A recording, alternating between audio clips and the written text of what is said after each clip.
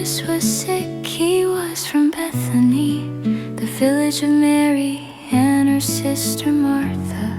This Mary, whose brother Lazarus now lay sick, was the same one who poured perfume on the Lord and wiped his feet with her hair. So the sisters sent word to Jesus, Lord, the one you love is sick. When he heard this, Jesus said, this sickness will not end in death. No, it is for God's glory, so that God's Son may be glorified through it. Now Jesus loved Martha and her sister and Lazarus. So when he heard that Lazarus was sick, he stayed where he was 2 more days. And then he said to his disciples, let us go back to Judea. But Rabbi, they said, a short while ago the Jews there tried to stone you, and yet you are going back. Jesus answered, are there not 12 hours of daylight? Anyone who walks in the daytime will not stumble, for they see by this world's light. It is when a person walks at night that they stumble, for they have no light. After he had said this, he went on to tell them, our friend Lazarus has fallen asleep, but I am going there to wake him up. His disciples replied, Lord, if he sleeps, he will get better. Jesus had been speaking of his death, but his disciples thought he meant natural sleep. So then he told them plainly, Lazarus is dead, and for your sake I am glad I was not there, so that you may believe. But let us go to him. Then Thomas said to the rest of the disciples, let us also go, that we may die with him. Jesus comforts the sisters of Lazarus. On his arrival, Jesus found that Lazarus had already been in the tomb for 4 days. Now Bethany was less than 2 miles from Jerusalem, and many Jews had come to Martha and Mary to comfort them in the loss of their brother. When Martha heard that Jesus was coming, she went out to meet him, but Mary stayed at home. Lord, Martha said to Jesus, if you had been here, my brother would not have died. But I know that even now God will give you whatever you ask. Jesus said to her, your brother will rise again. Martha answered, I know he will rise again in the resurrection at the last day. Jesus said to her, I am the resurrection and the life. The one who believes in me will live, even though they die. And whoever lives by believing in me will never die. Do you believe this? Yes, Lord, she replied, I believe that you are the Messiah, the Son of God, who is to come into the world. After she had said this, she went back and called her sister Mary aside. "The teacher is here," she said, "and is asking for you."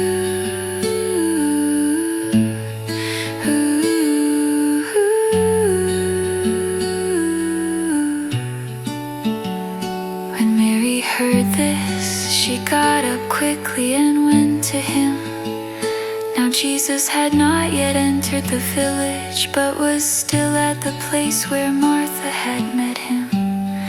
When the Jews who had been with Mary in the house, comforting her, noticed how quickly she got up and went out, they followed her, supposing she was going to the tomb to mourn there.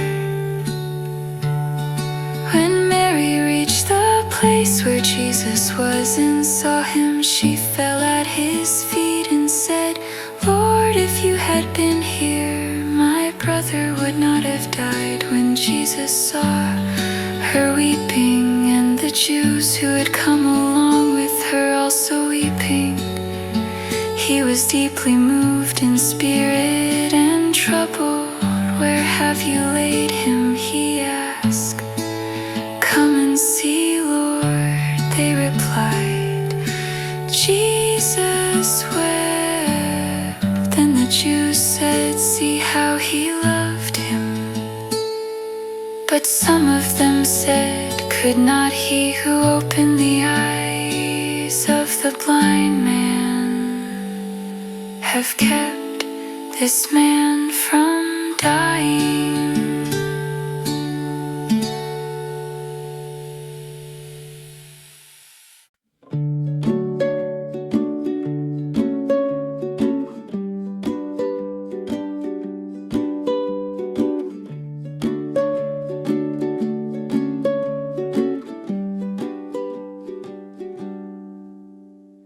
Jesus raises Lazarus from the dead. Jesus, once more deeply moved, came to the tomb. It was a cave with a stone laid across the entrance. "Take away the stone," he said. "But Lord," said Martha, the sister of the dead man, "by this time there is a bad odor, for he has been there for days." Then Jesus said, "Did I not tell you that if you believe you will see the glory of God?" So they took away the stone. Then Jesus looked up and said, "Father, I thank you that you have heard me. I knew that you always hear me, but I said this for the benefit of the people standing here, that they may believe that you sent me." When he had said this, Jesus called in a loud voice, "Lazarus, come out." The dead man came out, his hands and feet wrapped with strips of linen and a cloth around his face. Jesus said to them, "Take off the grave clothes and let him go."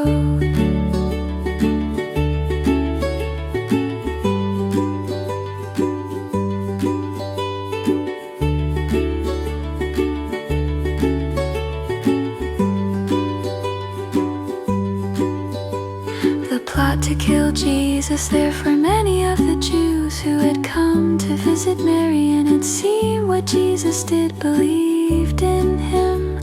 But some of them went to the Pharisees and told them what Jesus had done. Then the chief priests and the Pharisees called a meeting of the Sanhedrin. "What are we accomplishing?" they ask. "Here is this man performing many signs. If we let him go on like this, everyone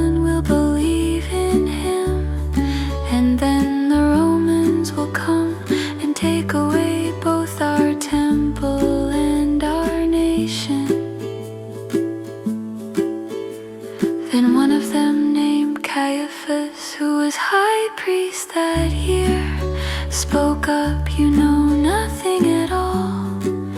You do not realize that it is better for you that one man die for the people than that the whole nation perish."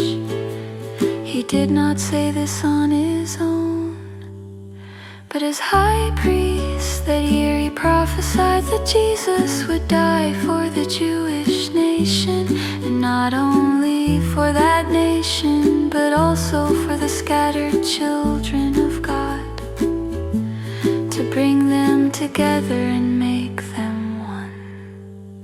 So from that day on they plotted to take his life.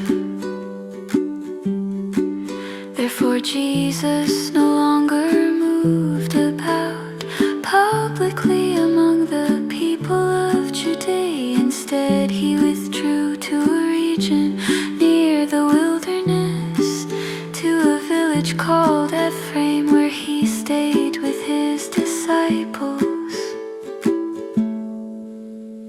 When it was almost time for the Jewish Passover, many went up from the country to Jerusalem for their ceremonial cleansing. Before the Passover they kept looking for Jesus, and as they stood in the temple courts they asked one another, "What do you think? Isn't he coming to the festival at all?" But the chief priests and the Pharisees had given orders that anyone who found out where Jesus was should report it, so that they might arrest him.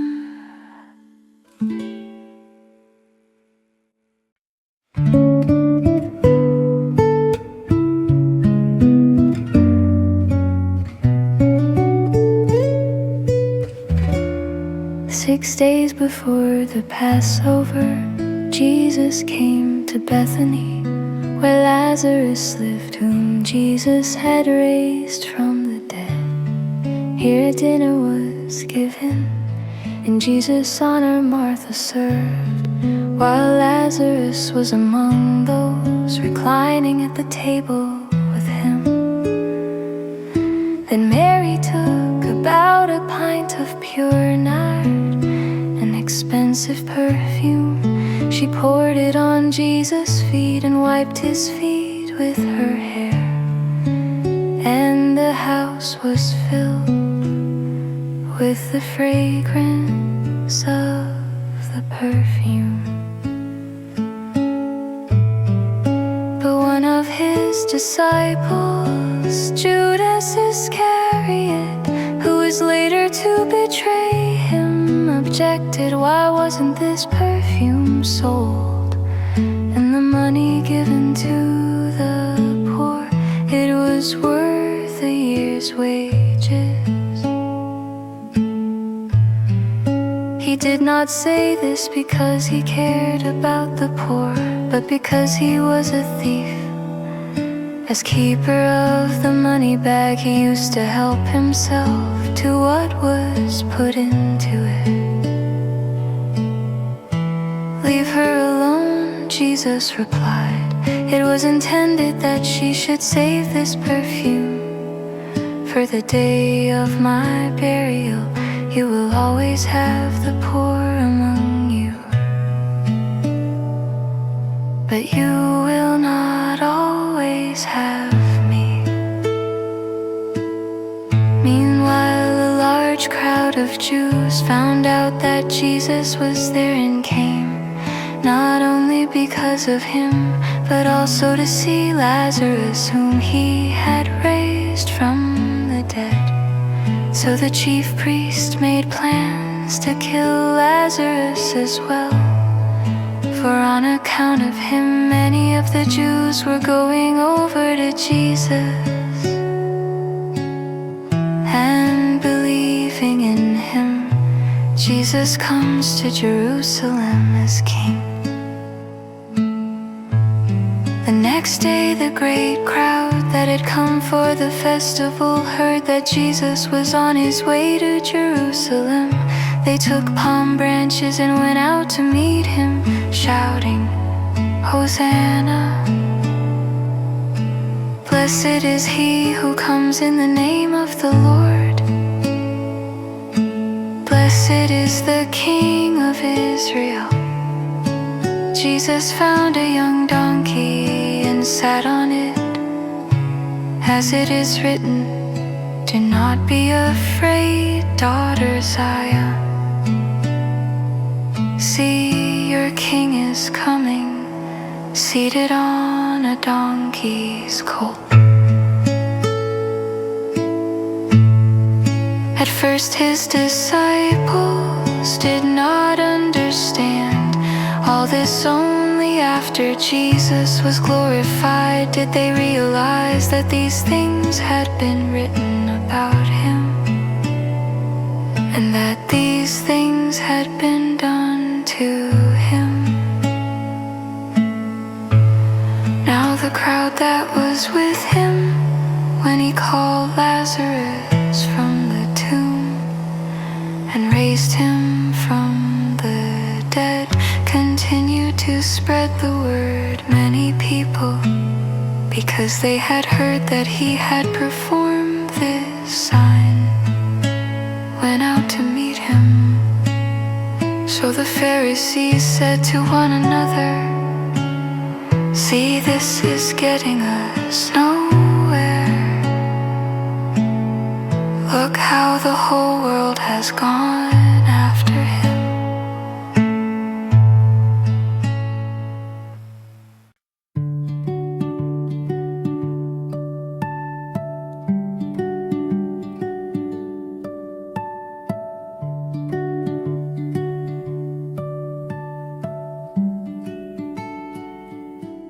Now there were some Greeks among those who went up to worship at the festival. They came to Philip, who was from Bethsaida in Galilee, with a request, sir. They said, we would like to see Jesus. Philip went to tell Andrew. Andrew and Philip in turn told Jesus.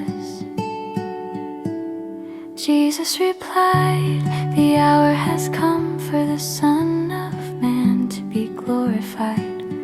Very truly I tell you, unless a kernel of wheat falls to the ground and dies, it remains only a single seed. But if it dies, it produces many seeds. Anyone who loves their life will lose it, while anyone who hates their life in this world will keep it for eternal life. Whoever serves me must follow me, and where I am, my servant also will be. My Father will honor the one who serves me.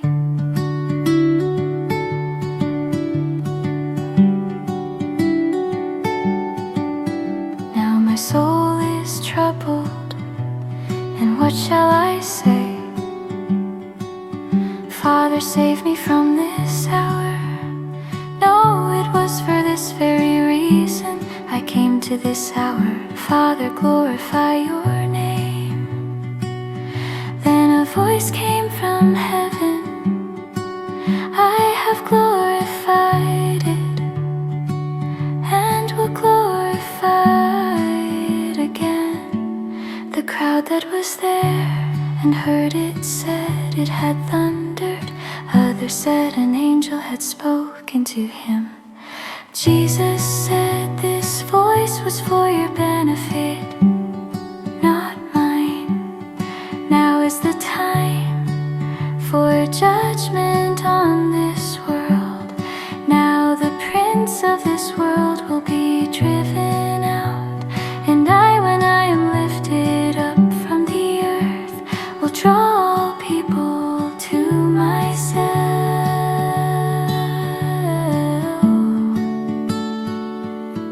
He said this to show the kind of death he was going to die.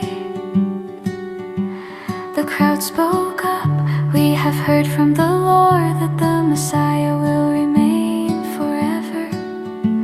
So how can you say the Son of Man must be lifted up? Who is this Son of Man?"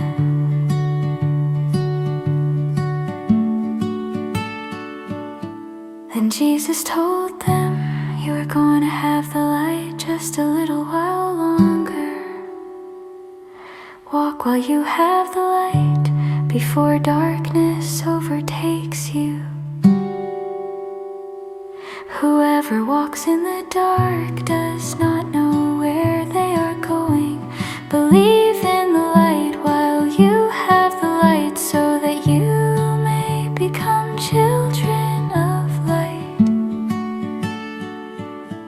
When he had finished speaking, Jesus left and hid himself from them. Belief and unbelief among the Jews. Even after Jesus had performed so many signs in their presence, they still would not believe in him. This was to fulfill the word of Isaiah, the prophet. "Lord, who has believed our message? And to whom has the arm of the Lord been revealed?" For this reason they could not believe, because as Isaiah says elsewhere, "He has blinded their eyes and hardened their hearts, so they can neither see with their eyes nor understand with their hearts, nor turn, and I would heal them." Isaiah said this because he saw Jesus' glory and spoke about him. Yet at the same time, many even among the leaders believed in him. But because of the Pharisees, they would not openly acknowledge their faith, for fear they would be put out of the synagogue, for they loved human praise more than praise from God. Then Jesus cried out, "Whoever believes in me does not believe in me only, but in the one who sent me. The one who looks at me is seeing the one who sent me. I have come into the world as a light, so that no one who believes in me should stay in darkness."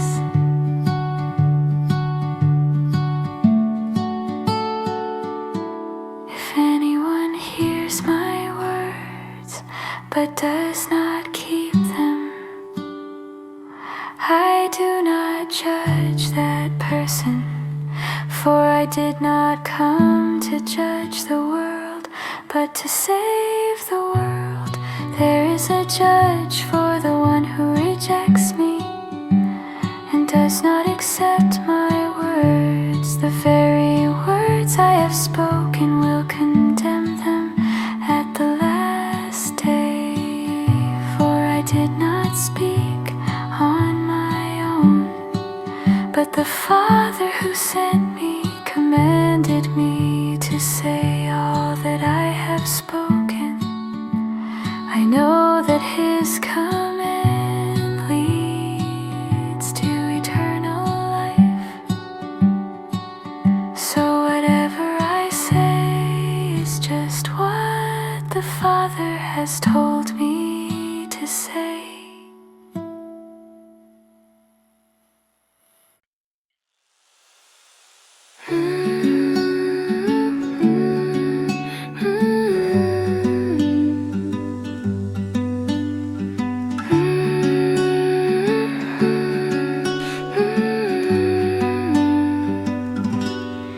It was just before the Passover festival. Jesus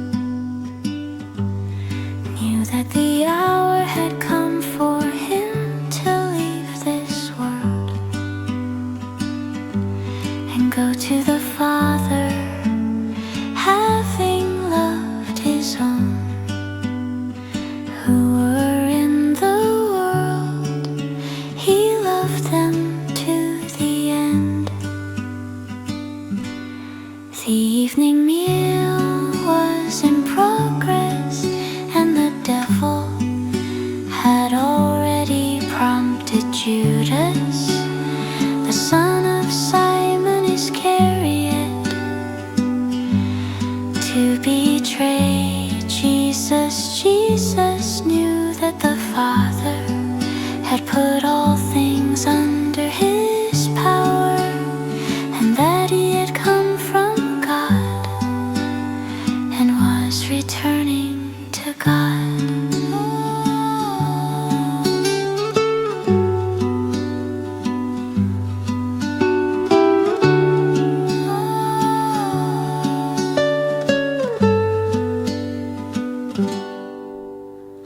So he got up from the meal, took off his outer clothing, and wrapped a towel around his waist. After that he poured water into a basin and began to wash his disciples' feet, drying them with the towel that was wrapped around him. He came to Simon Peter, who said to him, Lord, are you going to wash my feet? Jesus replied, you do not realize now what I am doing, but later you will understand. No, said Peter, you shall never wash my feet. Jesus answered, unless I wash you, you have no part with me. Then, Lord, Simon Peter replied, not just my feet, but my hands and my head as well. Jesus answered, those who've had a bath need only to wash their feet. Their whole body is clean, and you are clean, though not every one of you. For he knew who was going to betray him, and that was why he said not everyone was clean. When he had finished washing their feet, he put on his clothes and returned to his place. Do you understand what I have done for you? He asked them. You call me teacher and Lord, and rightly so. For that is what I am. Now that I, your Lord and teacher, have washed your feet, you also should wash one another's feet. I have set you an example that you should do as I have done for you. Very truly I tell you, no servant is greater than his master, nor is a messenger greater than the one who sent him. Now that you know these things, you will be blessed if you do them.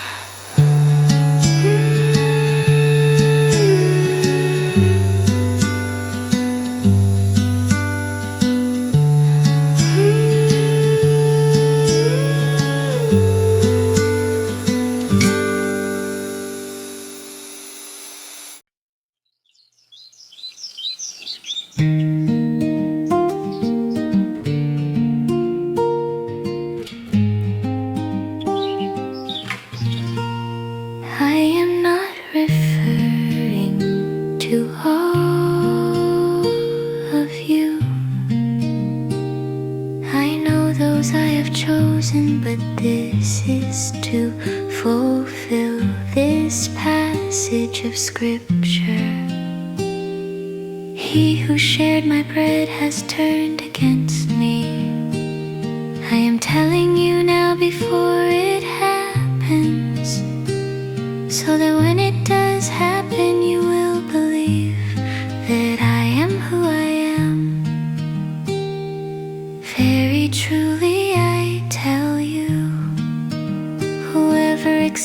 accepts anyone I send accepts me, and whoever accepts me accepts the one who sent me. After he had said this, Jesus was troubled in spirit and testified, "Very truly I tell you, one of you is going to betray me."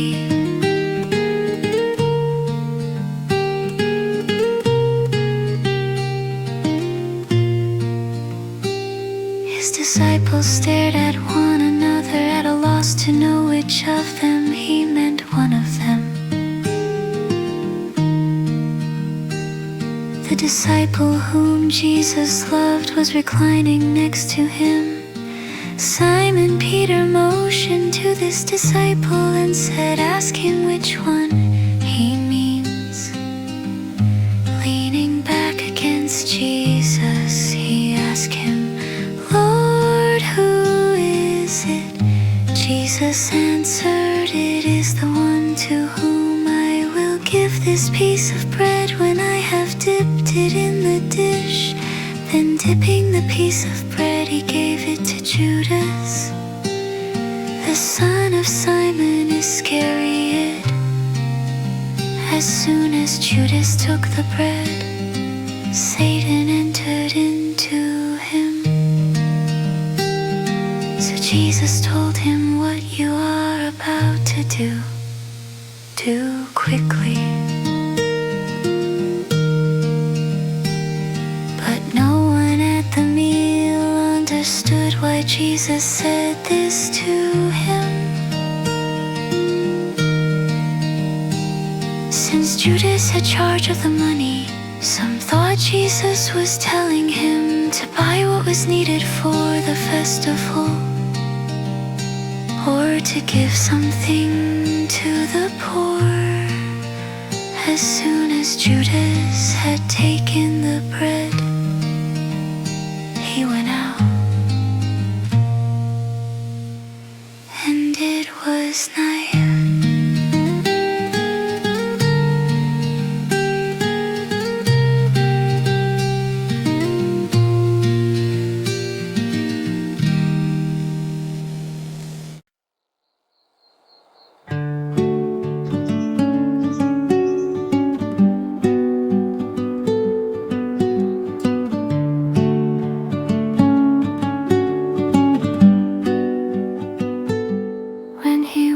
Gone, Jesus said, "Now the Son of Man is glorified, and God is glorified in him.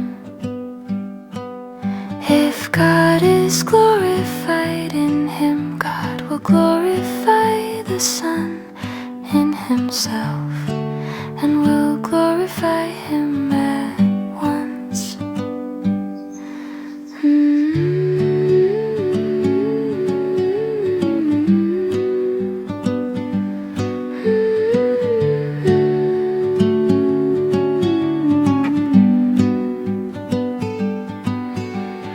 Children, I will be with you only a little longer. You will look for me, and just as I told the Jews, so I tell you now, where I am going, you cannot come.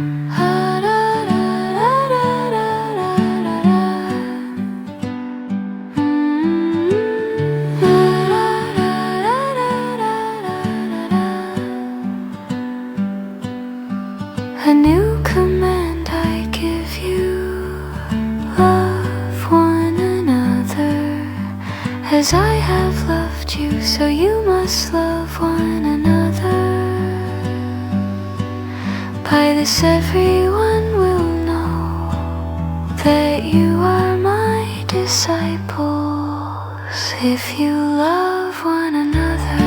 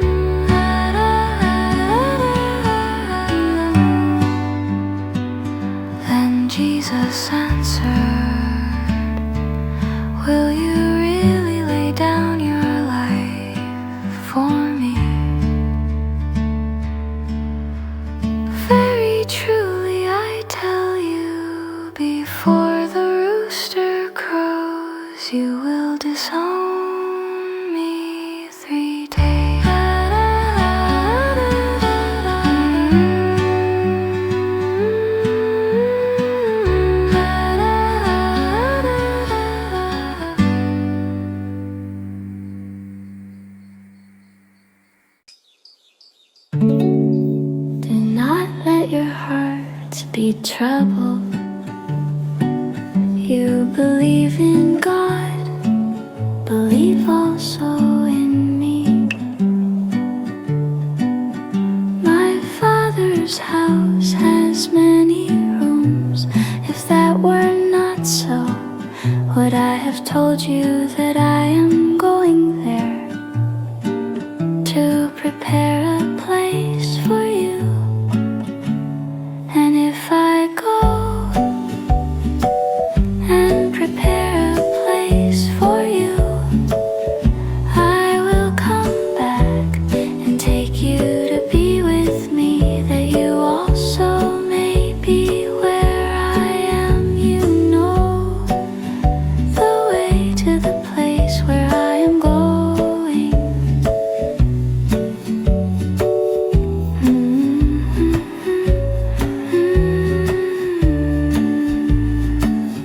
Thomas said to him, Lord, we don't know where you are going, so how can we know the way? Jesus answered, I am the way and the truth and the life. No one comes to the Father except through me.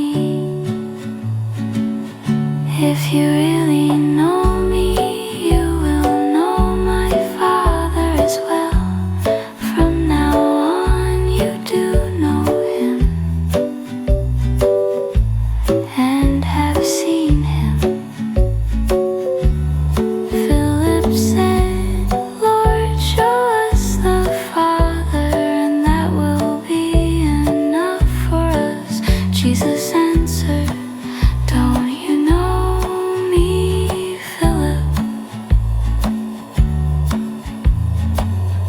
Even after I have been among you such a long time,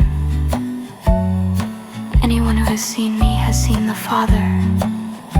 How can you say, show us the Father? Don't you believe that I am in the Father and that the Father is in me? The words I say to you I do not speak on my own authority. Rather, it is the Father living in me who is doing his work. Believe me when I say that I am in the Father and the Father is in me. Or at least believe on the evidence of the works themselves. Very truly I tell you, whoever believes in me will do the works I have been doing, and they will do even greater things than these, because I am going to the Father. And I will do whatever you ask in my name, so that the Father may be glorified in the Son. You may ask me for anything in my name, and I will do it.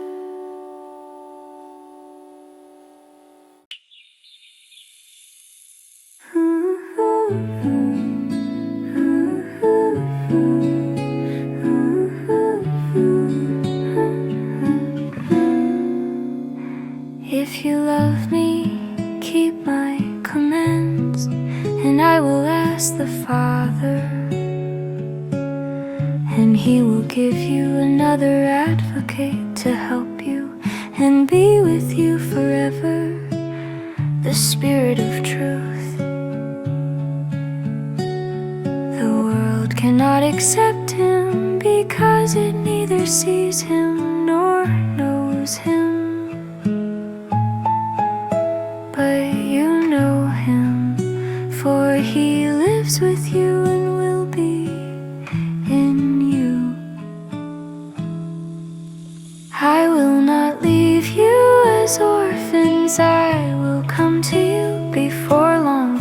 The world will not see me anymore, but you will see me, because I live. You also will live. On that day you will realize that I am in my Father and you are in me.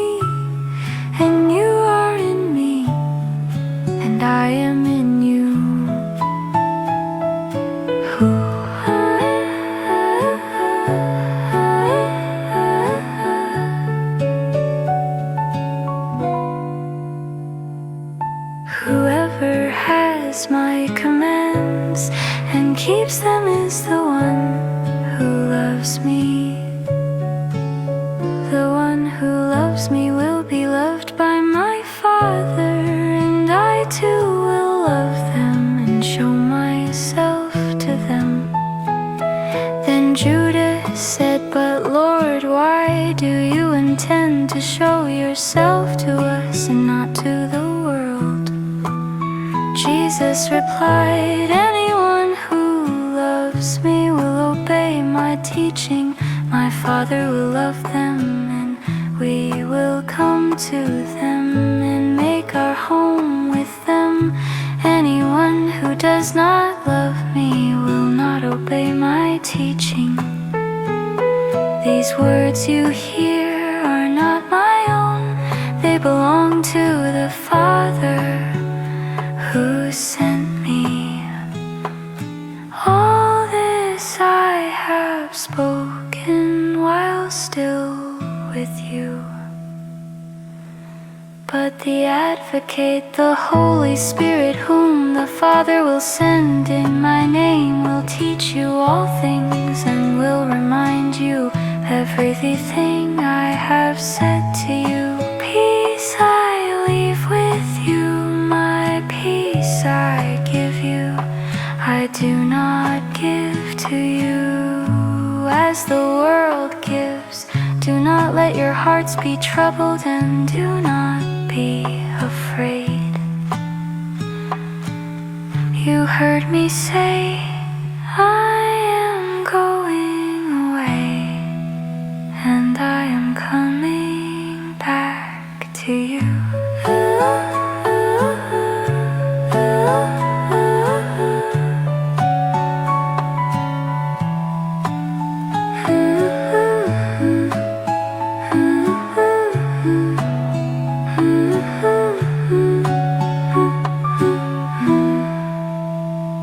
If you loved me, you would be glad that I am going to the Father, for the Father is greater than I have told you now before it happens, so that when it does happen, you will believe. I will not say much more to you, for the Prince of this world is coming. He has no hold over me, but he comes so that the world may learn that I love the Father and do exactly what my Father has commanded me. Come now, let us leave.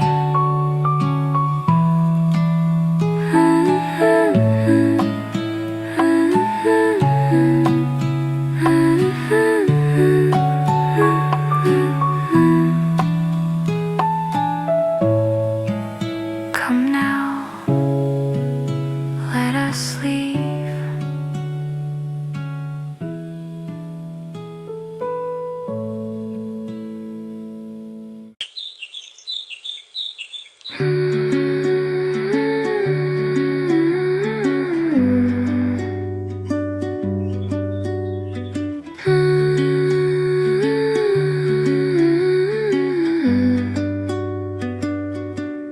I am the true vine, and my Father is the gardener.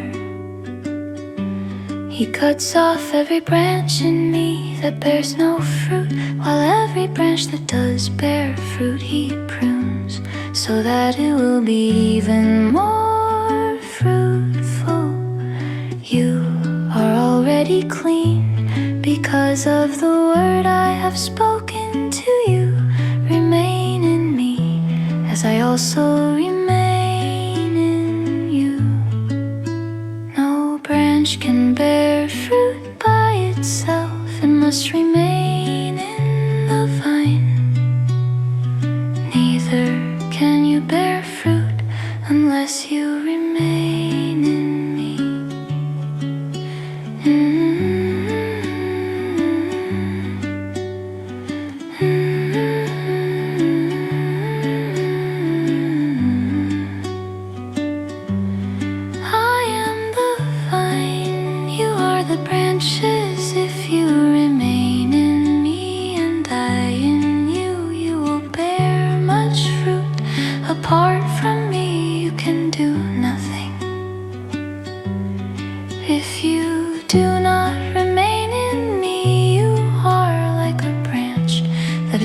blown away and wither. Such branches are picked up, thrown into the fire and burned.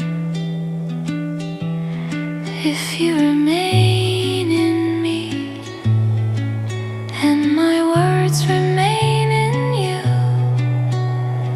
ask whatever you wish and it will be done for you. This is to my Father's glory, that you bear much fruit, showing yourselves to be my disciples. As the Father has loved me, so have I loved you.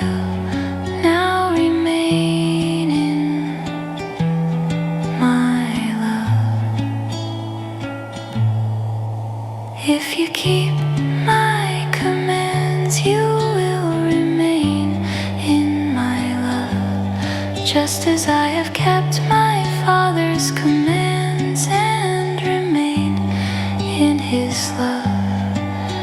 I have told you this so that my joy may be in you, and that your joy may be complete. My command is this: love each other as I have loved you. Greater love has no one than this, to lay down one's life for one's friends. You are my friends if you do what I command. I no longer call you servants, because a servant does not know his master's business. Instead, I have called you friends, for everything that I learned from my Father I have made known to you. You did not choose me, but I chose you and appointed you so that you might go and bear fruit, fruit that will last, and so that whatever you ask in my name, the Father will give you. This is my command: love each other.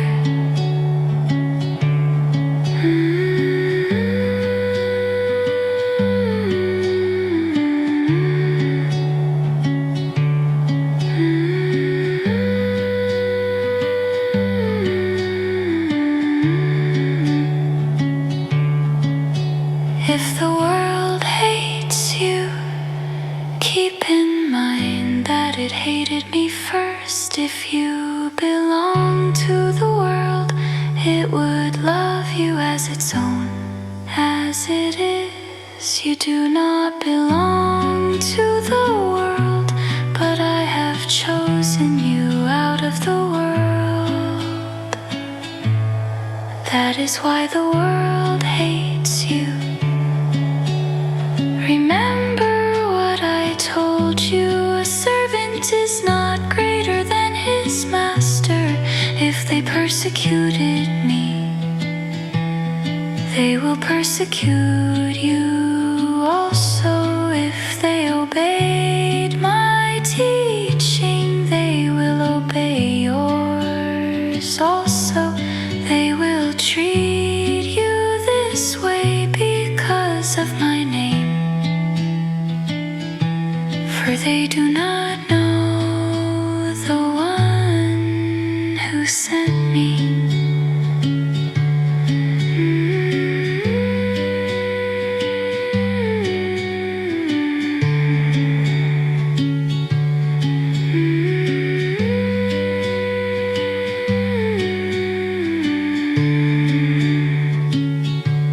If I had not come and spoken to them, they would not be guilty of sin. But now they have no excuse for their sin. Whoever hates me hates my Father as well. If I had not done among them the works no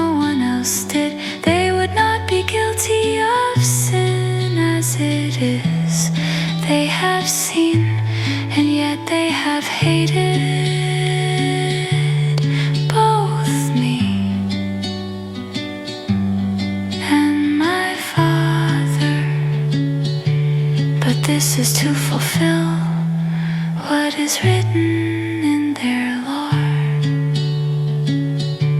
They hated me without reason.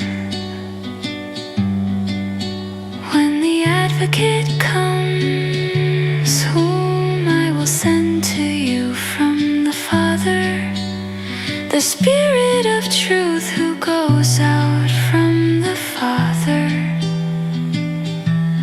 He will testify about me, and you also must testify, for you have been with me from the beginning.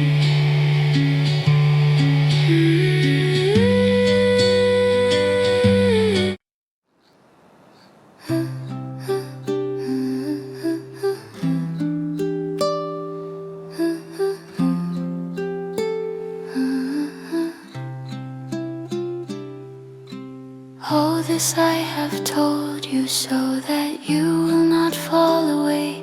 They will put you out of the synagogue.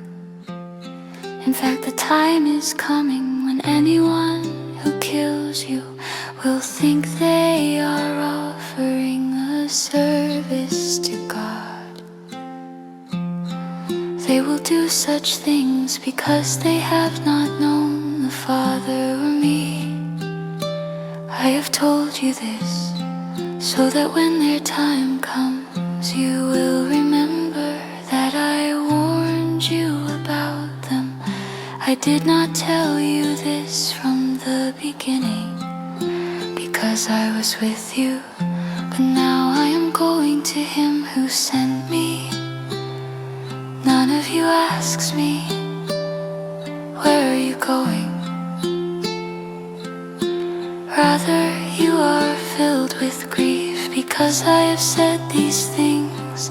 But very truly I tell you, it is for your good that I am going away. Unless I go away, the advocate will not come to you. But if I go, I will send him to you.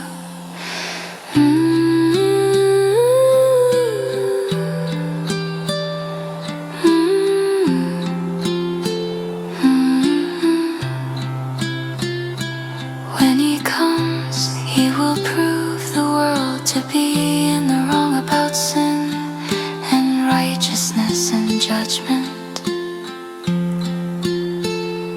About sin, because people do not believe in me.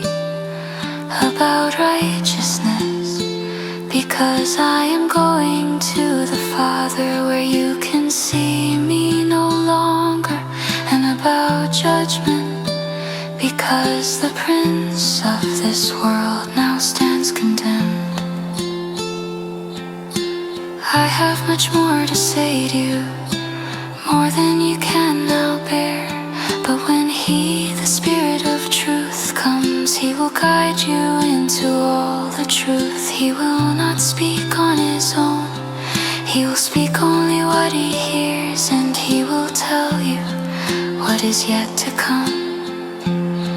He will glorify me because it is from me that He will receive what He will make known to you. All that belongs to the Father is mine. That is why I said the Spirit will receive from me what He will make known to you.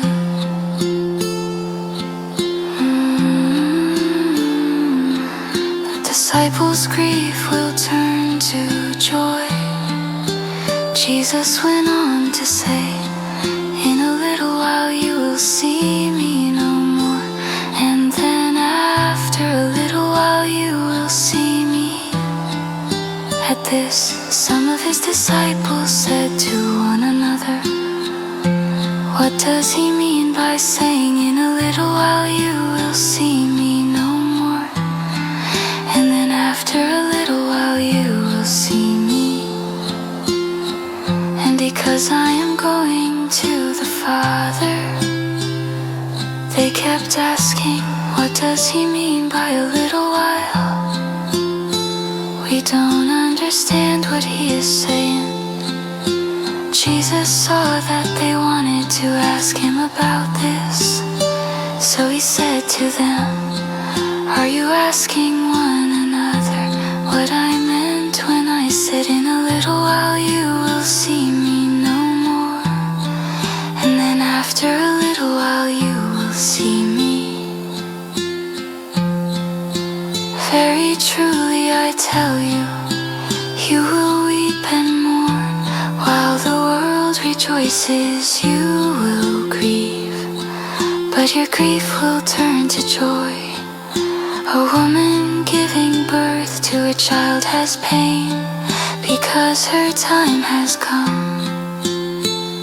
But when her baby is born, she forgets the anguish because of her joy that a child is born into the world." So with you, now is your time of grief, but I will see you again, and you will rejoice, and no one will take away your joy. In that day you will no longer ask me anything. Very truly I tell you, my Father will give you whatever you ask in my name. Until now, you have not asked for anything in my name.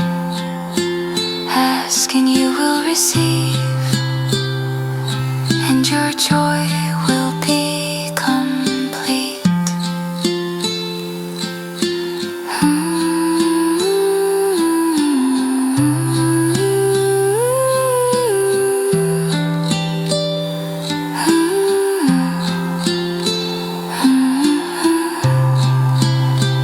Though I have been speaking figuratively, a time is coming when I will no longer use this kind of language, but will tell you plainly about my Father.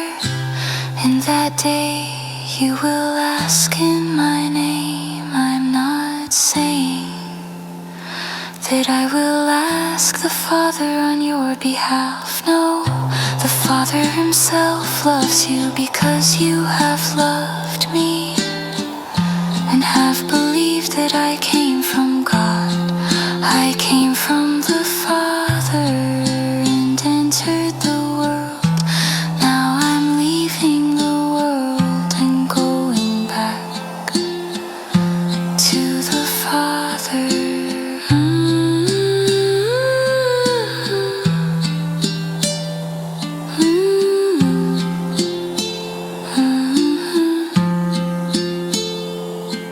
Then Jesus' disciples said, "Now you are speaking clearly and without figures of speech.